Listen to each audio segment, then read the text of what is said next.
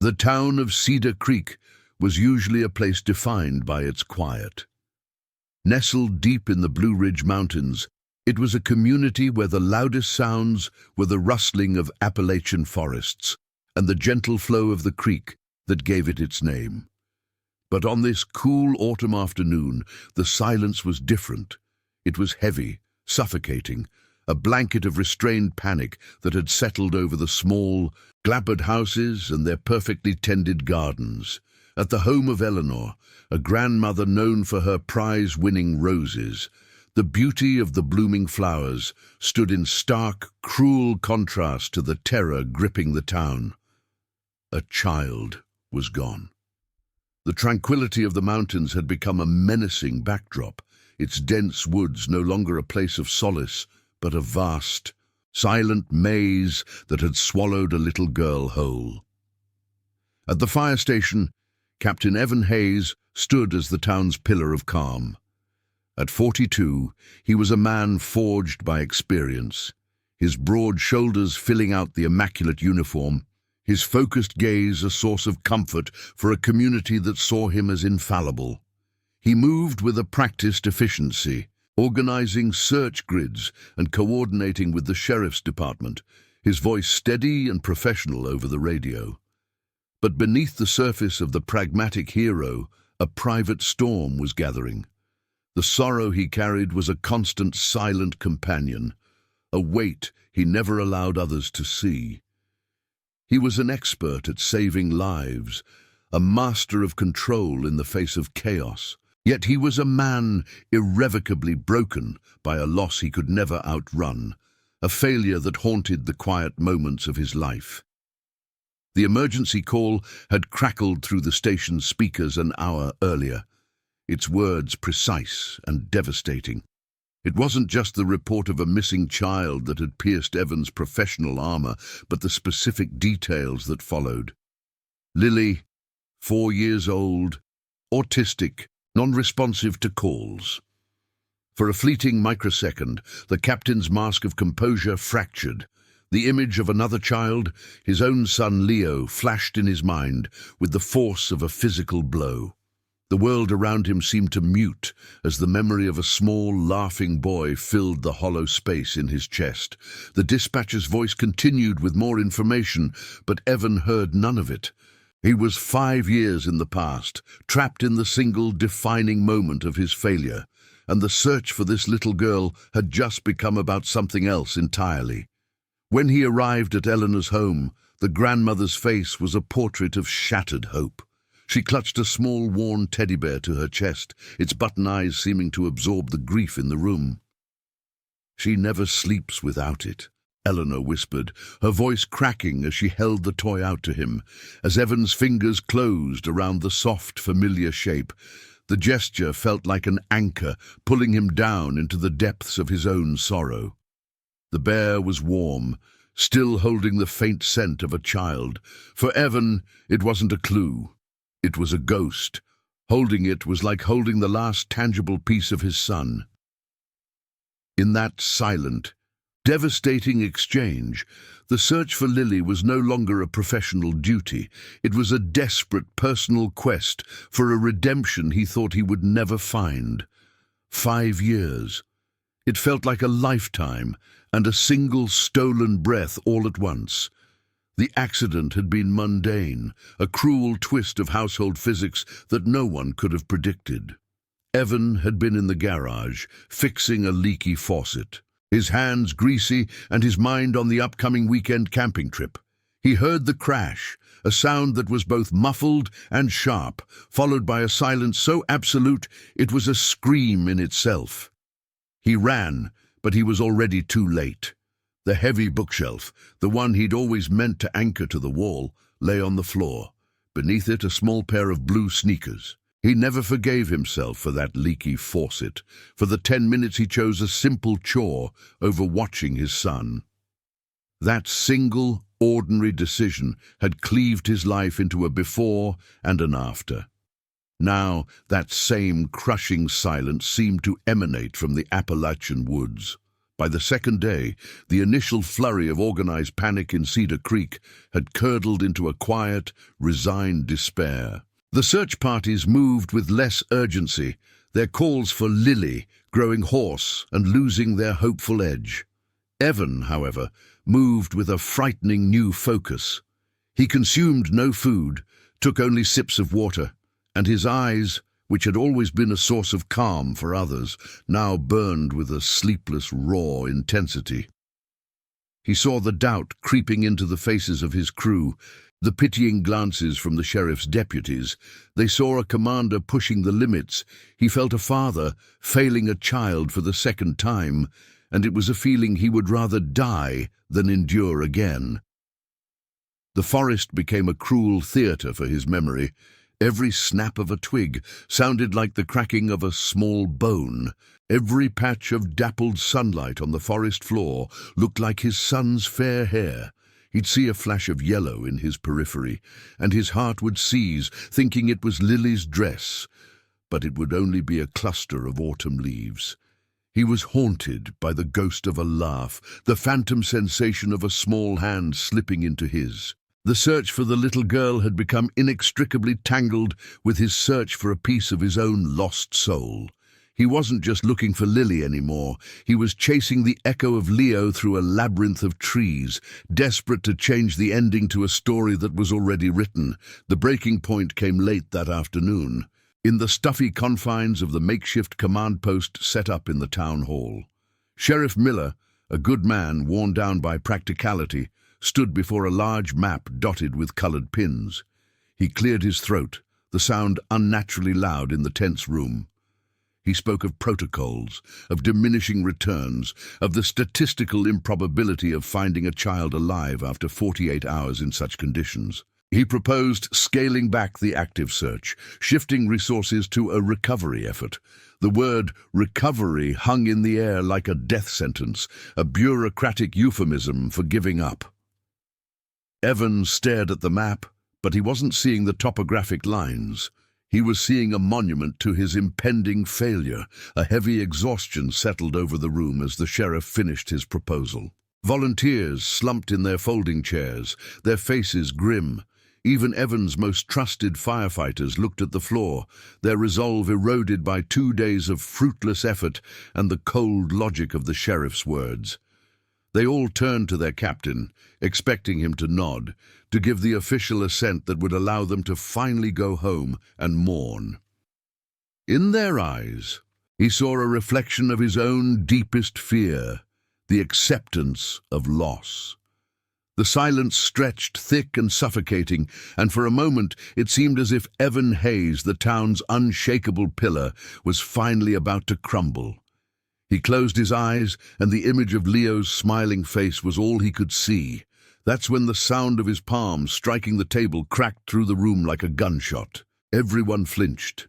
Evan's chair scraped back as he stood, his large frame seeming to fill the entire space. His voice, when he spoke, was not the calm, commanding tone they were used to. It was a low, ragged thing, torn from the depths of a pain he had kept hidden for 5 years. "No," he said, the single word an iron wall against their resignation. He jabbed a finger at a dark green patch on the map, a treacherous area of ravines and dense undergrowth everyone had dismissed as impassable. "We haven't checked here. I'm going in. We are not stopping." It wasn't a suggestion. It was a vow. Sheriff Miller tried to reason with him, citing safety regulations and the sheer recklessness of the plan. He called it a suicide mission, an emotional decision that put more lives at risk. Some of Evan's own men looked at him with alarm, seeing not a leader but a man driven by something they couldn't understand. He was breaking protocol, defying the chain of command, and isolating himself in his obsession. But Evan was beyond hearing them. He met the sheriff's gaze, and for the first time, the town saw the broken man behind the hero's uniform. "You can call it whatever you want," Evan said, his voice dropping to a near whisper, "but my team is not leaving a child out there to die alone in the dark. It is in these moments when everything seems lost and the rules of the world tell you to quit, that you see the true measure of a person's heart. It's not about glory. It's about refusing to let the light go out. If you believe stories like this deserve to be heard, subscribing to our channel allows us to keep finding and sharing them. Evan's decision that day wasn't just about a search. It was a testament to the stubborn, irrational, and beautiful power of hope, a force that can move mountains, or in this case, push a man to walk right through one. He was no longer just a firefighter. He was a promise, walking on 2 feet. He gathered a small group of 4 firefighters, the ones whose loyalty ran deeper than regulations. As they ventured into the forbidden section of the woods, the world seemed to change. The air grew colder, the trees thicker, their branches clawing at their jackets like skeletal fingers. The sounds of the main search party faded behind them until they were utterly alone, swallowed by the immense silence of the mountains. The terrain was brutal, a series of steep, muddy inclines and sharp, rocky descents. Every step was a battle, a physical manifestation of the impossible fight Evan was waging within himself. He pushed onward, fueled by a grief so profound it had become its own source of relentless energy. With every hour that passed, the line between the past and the present blurred into a nightmarish haze. Evan found himself stumbling, not just from exhaustion, but from the weight of his visions. He saw Leo's red ball caught in a thicket of thorns. He heard the melody of the lullaby his wife used to sing, carried on the wind. At one point he stopped dead, convinced he saw a small figure in a yellow dress standing by a creek. But when he blinked, it was just a patch of goldenrod. His guilt was a relentless tormentor, whispering in his ear that he was too slow, that he was failing again, that this forest would become another tomb he had helped to build. One of his men, a young firefighter named Ben, who revered the captain, finally dared to break the silence. "Cap, we need to rest, just for a few minutes," he pleaded, his breath coming in ragged clouds in the frigid air. Evan turned, and the look in his eyes was so distant, so vacant, that Ben took an involuntary step back. He wasn't seeing his firefighter. He was seeing the face of every person who had ever told him to move on, to accept what he couldn't change. "We rest when we find her," Evan stated, his voice flat and devoid of emotion. He then turned and continued his climb, leaving his concerned team to exchange worried glances before struggling to follow their haunted leader. As the last light of the 3rd day bled from the sky, painting the clouds in shades of bruised purple and orange, the small team reached a windswept ridge. Below them, the forest sprawled into an endless dark ocean of trees. They had found nothing. No tracks, no shred of fabric, no sign of Lily. The cold was beginning to seep into their bones, a deep, unforgiving chill that mirrored the hopelessness of their task. The others huddled together for warmth, their faith finally beginning to fracture. But Evan stood apart, a solitary figure silhouetted against the dying light. He wasn't looking at the forest as an obstacle anymore. He was staring into the heart of his own personal darkness, searching for a single, tiny flicker of light. He sank to his knees beside a small stream, the cold water a welcome shock as he splashed it on his face. The exhaustion was a physical entity now, a heavy cloak threatening to drag him down into the damp earth. The woods were utterly silent, the kind of deep, profound quiet that amplifies the frantic beating of a human heart. He closed his eyes, ready to finally surrender to the crushing weight of his failure. And that's when he heard it. It wasn't a cry for help or a whimper of fear. It was a sound so soft it was almost part of the silence itself, a low, rhythmic hum, like a melody from a half-remembered dream. His eyes snapped open. It wasn't the wind. It wasn't his grief playing tricks on him. It was real. Getting to his feet, Evan moved with a stealth he didn't know he possessed, his heavy boots making almost no sound on the mossy ground. He left his team behind, not with a command, but with a silent, instinctual pull toward the source of that gentle sound. He pushed through a final curtain of low-hanging branches, and the world seemed to stop. In a small, moonlit clearing, Lily was sitting on a smooth, flat rock at the edge of the creek. She was perfectly calm, her small fingers trailing in the water as she hummed her soft, repetitive tune to the silver minnows darting below. Beside her, so close its flank almost touched her yellow dress, lay a magnificent buck, its large, dark eyes watching her with an impossible serenity. The scene was not one of peril, but of profound, sacred peace. Evan stood frozen at the edge of the clearing, the air stolen from his lungs. For 3 days they had searched for a terrified lost child, bracing for the worst. But she wasn't lost. She had found a sanctuary. The buck, an animal that would bolt at the slightest human scent, rested as if it were her guardian, a silent king of the forest mesmerized by her innocent song. He saw no fear, no trauma, only a child, completely at one with a world that the rest of them had seen only as a threat. The overwhelming absurdity and beauty of the moment shattered something deep inside him. This little girl hadn't been fighting for survival. She had simply been living in a language the frantic, shouting world had forgotten how to speak.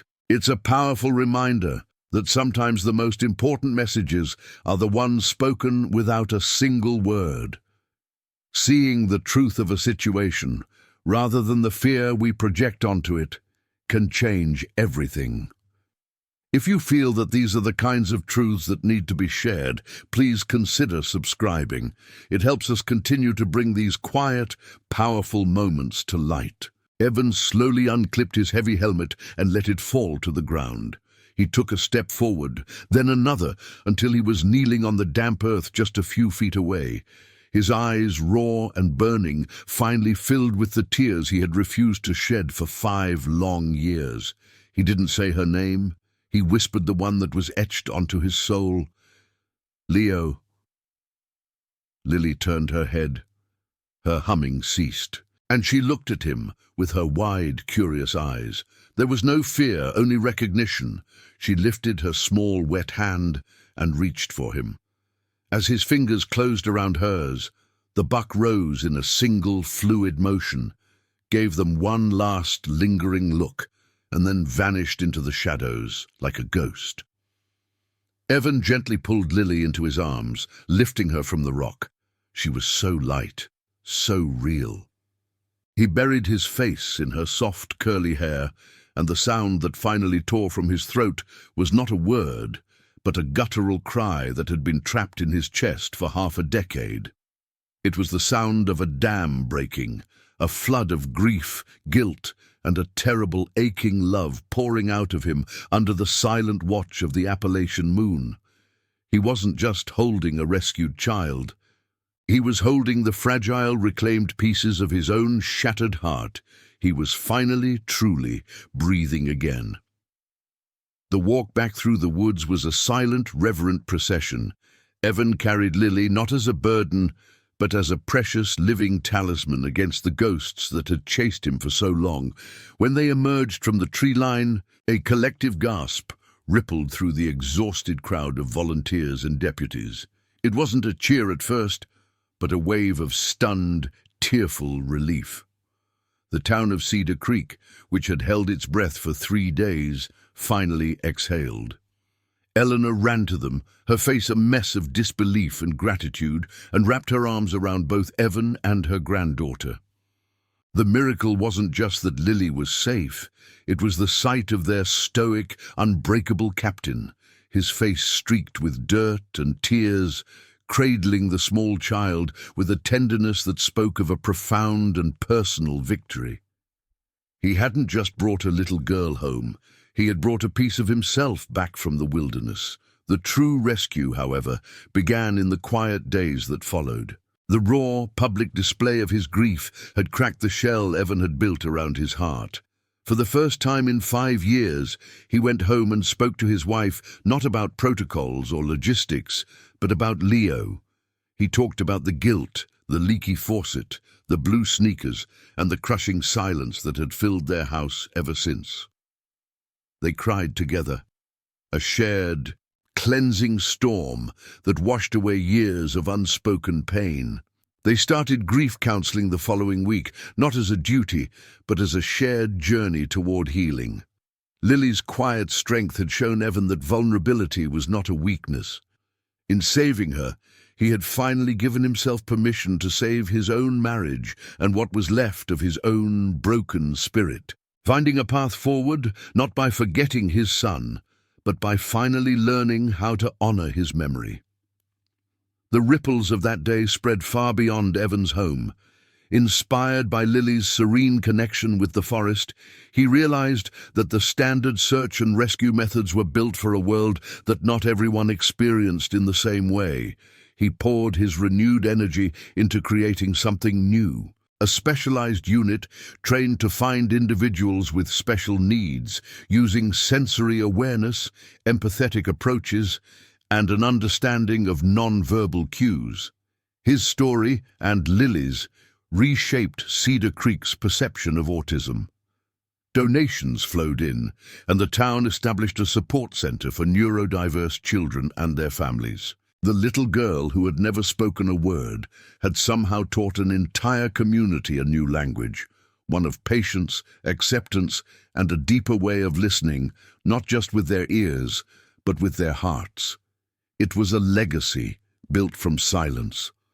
5 years later, Evan stood on a training ground, his smile easy and the old weight gone from his shoulders. He watched his specialized unit practice a gentle, quiet approach with a volunteer. A hand slipped into his, and he looked down at Lily, now 9 years old, holding a sketchbook.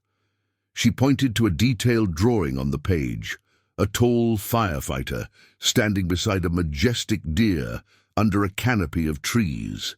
She looked up at him, her large, expressive eyes clear and focused, and spoke a single, perfectly formed word: friend. A wave of pure, unburdened peace washed over Evan as he pulled her into a hug. It is these simple connections, these bridges built across years of silence, that show us what truly matters. If you believe that these quiet bonds are worth celebrating, subscribing helps us to continue sharing stories just like this one.